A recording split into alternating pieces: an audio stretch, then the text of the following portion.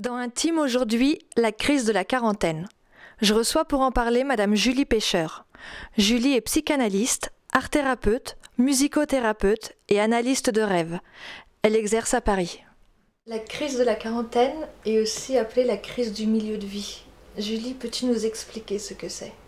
Oui, alors donc tout a commencé par Jung qui a comparé notre vie à la trajectoire du soleil. Donc en fait, il part du principe que notre milieu de vie est le moment où le soleil est à son zénith et où on est dans notre plus grand déploiement, sauf que en fait on commence à décliner et c'est là que dans la vie de l'humain intervient ce qu'on a appelé, ce qu'il a nommé lui la crise de milieu de vie en jargon psy-CMV et qu'on retrouve dans toutes les sociétés.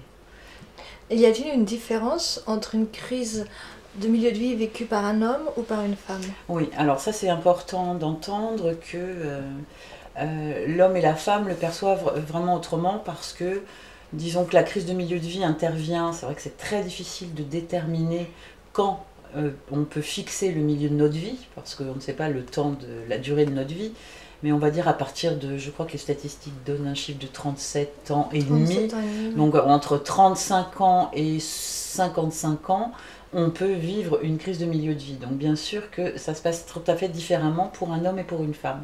Alors je vais commencer par la femme. Pour une femme, très souvent, c'est associé à ce qu'on appelle la crise de milieu de vie. Il faut savoir aussi que c'est important de savoir qu'une de mot crise veut dire faire le tri. Donc madame, prenons l'exemple de madame, en milieu de vie, ça correspond très souvent avec le départ du dernier enfant du foyer. Donc souvent, madame a misé beaucoup sur l'éducation des enfants, sur sa carrière bien entendu aussi, mais à un moment donné, elle se retrouve face à ce qu'on appelle le complexe du nid vide, c'est-à-dire qu'à l'intérieur de la maison, par rapport à son intime, l'enfant n'est plus là, donc son attention n'est plus reportée sur l'éducation de l'enfant. Donc là, il y a un moment où il y a un questionnement à se poser sur quel est maintenant le sens de ma vie. J'ai élevé mes enfants, j'ai ma carrière professionnelle, je forme un couple ou pas, mais en tout cas, quel est maintenant le sens de ma vie? Donc madame, on sait que c'est souvent aussi en rapport avec le trouble hormonal que nous vivons toutes, qui correspond au début de la ménopause ou de la préménopause. Donc c'est plus au niveau, une question existentielle au niveau des femmes. Après, au niveau de l'homme, on retrouve ça souvent en lien avec le socio-culturel et le socio-professionnel. C'est-à-dire que souvent, à cet âge-là, l'homme a atteint pareil, il est arrivé au poste le plus haut et d'un seul coup, il y a un questionnement. La retraite commence à pointer son nez. Qu'est-ce que je vais faire? Qui je suis en dehors de ma fonction professionnelle?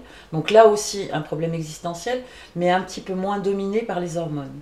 Alors c'est vrai qu'on parle beaucoup aussi de ça a été nommé la crise du midi de la vie ou du minuit de la vie, hein, ça dépend de quel côté on se met, et que effectivement on arrive à des exemples où effectivement monsieur part avec la babysitter, ou une femme plus jeune, ou madame part avec quelqu'un de plus jeune. Parce qu'on a la sensation que de recommencer avec un nouveau jeu, ben ça va être différent. Or, il s'avère que ce n'est pas du tout le cas. Donc souvent, cette crise a un impact sur le couple. La crise a un impact sur le couple parce que, hélas, c'est très rare que monsieur et madame, ou madame et monsieur, tout dépend du couple, mais c'est très rare que ça arrive en même temps. Et puis, c'est souvent aussi très très lié à la situation des parents. Parce que c'est souvent un âge où on perd nos parents, où nos parents sont malades, où nos parents demandent à ce qu'on s'occupe d'eux, c'est-à-dire toutes les prises en charge, des maisons de retraite, etc. Donc c'est des questionnements où d'un seul coup, on pivote par rapport à notre position dans la vie. Disons que jusqu'à, en gros, 40 ans, on a tout développé dans le faire, hein. On crée notre espace intime, notre famille, notre profession. Et la deuxième partie de la vie, ça serait plus le questionnement autour de l'être, qui je suis. Comment peut-on aider les patients à traverser cette crise? Alors, la première façon pour les aider, c'est vraiment de prendre conscience que la crise, elle vient de l'intérieur et pas de l'extérieur. Et que souvent, de changer de mari, de changer de femme, changer de maison, changer de canapé, ça ne va pas faire changer la crise à l'intérieur. Donc déjà, de se rendre compte que la crise de qui je suis et qu'est-ce que j'ai envie d'être, c'est vraiment une question existentielle et à l'intérieur.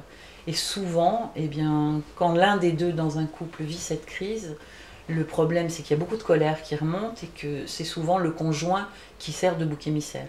Donc déjà d'éviter ça parce que ça évite déjà beaucoup de dégâts. Tu es très jungienne. Oui. Comment Jung voyait cette crise? Alors Jung, c'est vraiment le premier, comme je vous disais, parce qu'il a comparé notre vie avec le parcours du soleil et c'est lui qui parle de zénith et après de descente vers le crépuscule. Jung lui-même avec une crise de milieu de vie vraiment très importante qui a été déclenchée par sa rupture avec Freud. Et lui, il l'a vécu d'une façon très intense, dans le sens où je pense que maintenant on pourrait taxer ça d'une crise psychotique. Et lui, il l'a vécu en la transcendant et en devenant créatif. Donc ça, c'est aussi quelque chose qu'on retrouve pour aider les patients, c'est que d'un seul coup, on a du temps pour exprimer sa créativité. Alors comment, ça appartient à chacun, mais la créativité, nous l'avons tous. Donc, la créativité, je dirais, est une clé pour aider au passage de la crise de milieu de vie. Donc en fait, c'est le moment de définir de nouveaux rêves, de nouveaux buts. Oui. Parce que tu racontais que lorsqu'on a 12-13 ans, on se fixe des buts dans la vie, c'est-à-dire qu'on décide d'avoir 2 enfants, une carrière et tout ça. Quand tu arrives 45 ans, généralement on a atteint ceci. Oui. Et donc c'est là le moment. Voilà, c'est maintenant j'ai tout ce que je m'étais fixé comme objectif, j'ai tout atteint, et maintenant. Alors c'est vrai qu'il y a plusieurs choix, il y a souvent des gens qui en rajoutent, qui se rajoutent de nouveaux objectifs, où je vais faire tel voyage, où je vais m'acheter une nouvelle maison ou une nouvelle voiture, enfin, c'est souvent au niveau de l'avoir. Donc c'est ce qu'on dit là, c'est remettre une couche en fait dans ce qu'on s'est fixé. Ou alors, eh bien la deuxième option, c'est souvent de faire table rase, d'éliminer tout ce qui n'a plus d'importance.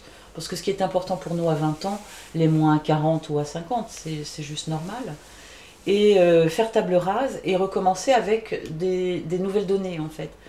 Qu'est-ce que je veux vivre? Parce qu'il y a aussi, dans la crise de milieu de vie, le questionnement, c'est aussi que le temps qui me reste à vivre est compté. Alors autant avant, on va vers une montée, hein, on attend, on fera ça plus tard, quand je serai grand, quand je serai grande, quand je serai plus vieux, quand j'aurai 30 ans. Et là maintenant, on est dans une descente, donc quand j'aurai 80 ans, qu'est-ce que j'ai envie de vivre? Qu'est-ce que j'ai envie d'avoir fait? Et surtout, ça parle du regret. Qu'est-ce que je n'ai pas envie de regretter?